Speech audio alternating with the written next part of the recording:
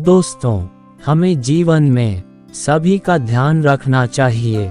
हमें ऐसा कोई भी काम नहीं करना चाहिए जिससे हमारे साथ साथ दूसरों को भी दुख पहुँचे।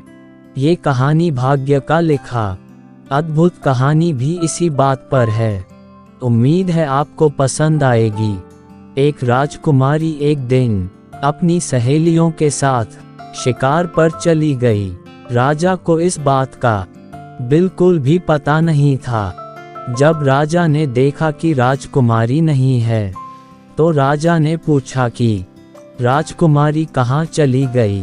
सेनापति आया और कहने लगा कि राजकुमारी आज अपनी सहेलियों के साथ शिकार पर गई है, जबकि उन्हें ऐसा नहीं करना चाहिए था।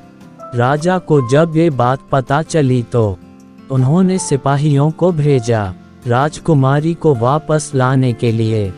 राजकुमारी अपने शिकार में इतनी मगन हो चुकी थी कि उन्हें ये भी नजर नहीं आ रहा था कि वहाँ पर एक साधु महाराज जी तपस्या कर रहे हैं। साधु महाराज जी को शिकार समझकर राजकुमारी ने तीर चला दिया और साधु महाराज जी को तीर लग गया। अब राजकुमारी साधु महाराज जी के पास गई और उन्होंने देखा कि साधु जी को तीर लग गया है। उन्होंने माफ़ी मांगनी चाहिए। तभी साधु महाराज जी ने कहा कि अब तुम्हें इस बात की सज़ा मिलेगी।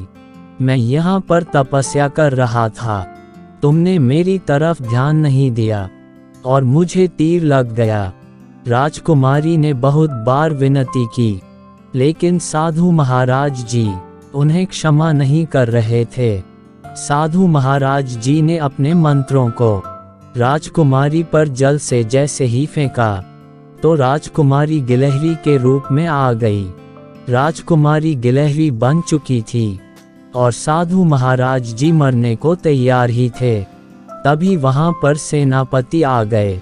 सेनापति ने बहुत क्षमा याचना की और कहा कि राजकुमारी को माफ कर दीजिए। सेनापति ने कहा कि राजा को बहुत दुख होगा। साधु महाराज जी ने कहा कि ठीक है, मैं तुम्हारी विनती सुन लेता हूँ। तुम्हें एक काम करना होगा। उस पहाड़ी पर एक ऐसा फूल होता है जिसको लाकर तुम राजकुमारी को खिला दोगे तो वह वैसे ही जैसे रूप में आ जाएगी। महाराज जी यह कहकर दुनिया से चले गए। सेनापति भागते हुए राजा के पास गए, पूरी बात राजा को बताए।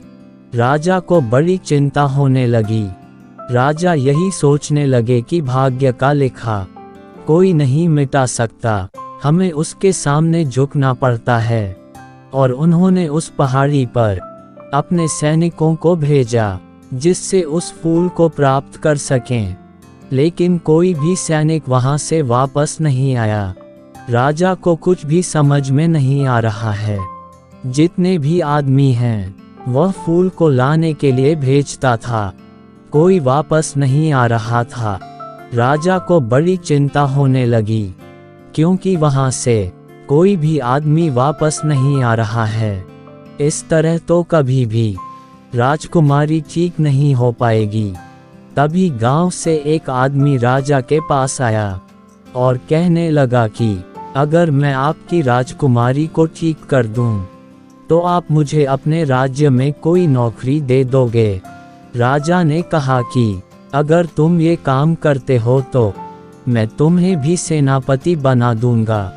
आदमी बहुत गरीब था और अपनी समस्या से गुजर रहा था। वह जंगल में गया। उसने बहुत सारी परेशानियां उठाई, बहुत सारी मुसीबतों को झेला। उसके बाद वह फूल लेकर वापस आ गया और राजकुमारी को खिला दिया, जिससे राजकुमारी ठीक हो गई। राजा प्रसन्न हो गए। राजा ने उसे अपने यहाँ पर नौकरी दे दी। ईमानदार आदमी बहुत आगे तक जा सकता है, इसीलिए इंसान को ईमानदार होना बहुत जरूरी होता है। राजा को ये बात पता थी, इसलिए राजा ने राजकुमारी का विवाह उसके साथ कर दिया। दोस्तों, हमें अपने जीवन में ईमानदारी के साथ सभी काम करने चाहिए। हमारी ईमानदारी एक दिन हमें कामयाबी तक पहुंचा देती है। दोस्तों, अगर आपको ये वीडियो पसंद आई तो वीडियो को लाइक कर दीजिए और अपने दोस्तों को शेयर कीजिए और हमारे चैनल को सब्सक्राइब करके हमें ऐसी ही वीडियोस बनाने के लिए मोटिवेट कीजिए। धन्यवाद।